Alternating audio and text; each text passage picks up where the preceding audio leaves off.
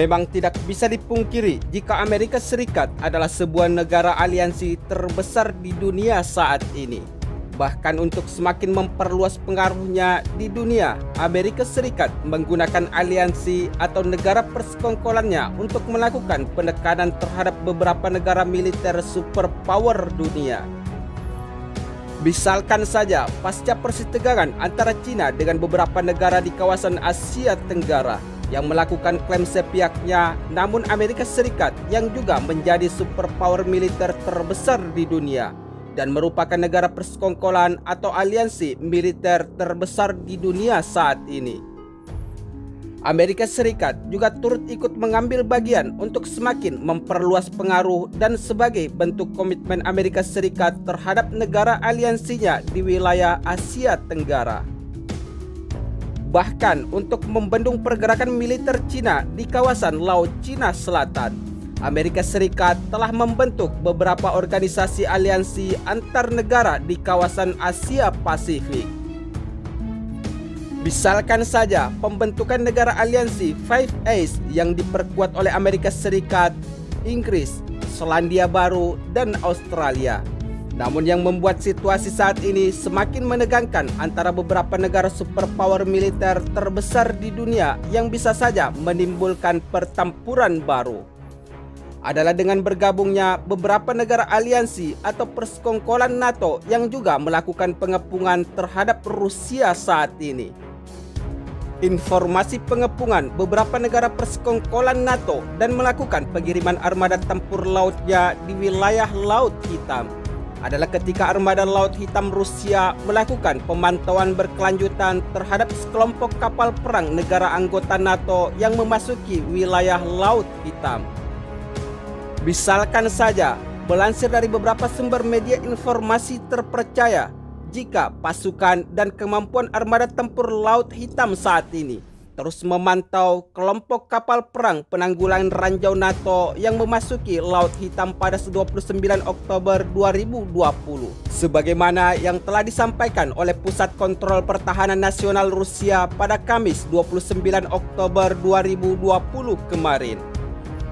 Sementara itu, adapun aliansi negara NATO atau kelompok kapal perang penanggulangan ranjau di wilayah Laut Hitam saat itu adalah kapal pendarat Angkatan Laut Yunani, kapal pemburu ranjau Angkatan Laut Prancis, kapal penyapu ranjau Angkatan Laut Italia, dan kapal penyapu ranjau pesisir Angkatan Laut Spanyol.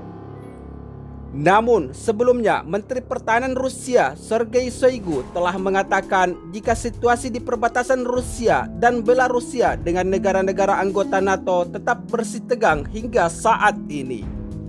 Situasi tidak nyaman tetap ada di perbatasan Union State Rusia dan Belarusia, di mana NATO terus membangun kehadirannya di depan, kata Shoigu pada Selasa 27 Oktober seperti yang dikutip oleh media informasi Reuters. Selain itu, di dalam pernyataan terakhir, Menteri Pertahanan Rusia tersebut menyatakan bahwa di dalam situasi militer dan politik saat ini di kawasan, dan juga di tengah tantangan dan ancaman baru, terutama dari terorisme internasional, Kementerian Pertahanan Rusia memandang bahwa penyediaan keamanan militer Union State saat ini adalah sebagai tugas prioritasnya, ujar Shoigu, Menteri Pertahanan Rusia. Sementara itu, di sisi lain, negara aliansi NATO terus membangun kekuatan tempurnya dengan semakin meningkatkan persenjataan di dekat wilayah perbatasan Rusia di Laut Hitam dan Belarusia. Namun, sebelumnya Rusia juga telah melakukan kesiapsiagaan untuk menangkal ancaman dari Amerika Serikat ataupun negara NATO dengan melakukan pencegahan rudal Amerika Serikat yang sedang ditingkatkan dan hanya tinggal menunggu waktu di dalam pengoperasiannya sebagai senjata serang Rusia. Sebab hingga saat ini instalasi latihan militer NATO tidak berkurang meski terjadi pandemi. Hal tersebut berawal dari sebuah pemandangan yang tidak biasa terjadi di pintu masuk menuju Laut Hitam. Sebab sejumlah kapal perang canggih berbendera NATO berjejeran satu persatu memasuki wilayah laut tersebut. Kendati demikian, kedatangan sejumlah kapal perang tersebut menjadi pandangan tak lazim hingga dikaitkan dengan pecah perang. Bahkan pimpinan Rusia, Vladimir Putin, berespon keras apa yang terjadi di salah satu laut perbatasan langsung dengan negara tersebut. Kini membuat ketegangan di antara kedua belah pihak semakin meruncing. Namun, jika kita melihat situasi ketegangan antara negara superpower tersebut yang hingga saat ini belum berkesudahan, tentunya membuat beberapa pakar analis militer berspekulasi jika aliansi atau persekongkolan negara militer Cina dan Rusia telah bersatu. Tentunya bisa saja menimbulkan terjadinya Perang Dunia Ketiga. Apalagi sejak Perang Dunia Kedua, Amerika Serikat dan Rusia hingga saat ini tidak lagi memiliki kerjasama militer. Selain itu, Amerika Serikat juga telah menjadi ancaman bagi Cina di wilayah Laut Cina Selatan.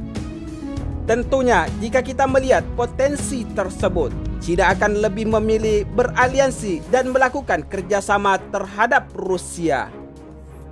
Namun, sementara itu, untuk memperkuat posisi aliansi NATO di benua Eropa, Amerika Serikat bersedia mengerahkan rudal jarak menengah dan pendek di Eropa untuk menghalangi Rusia.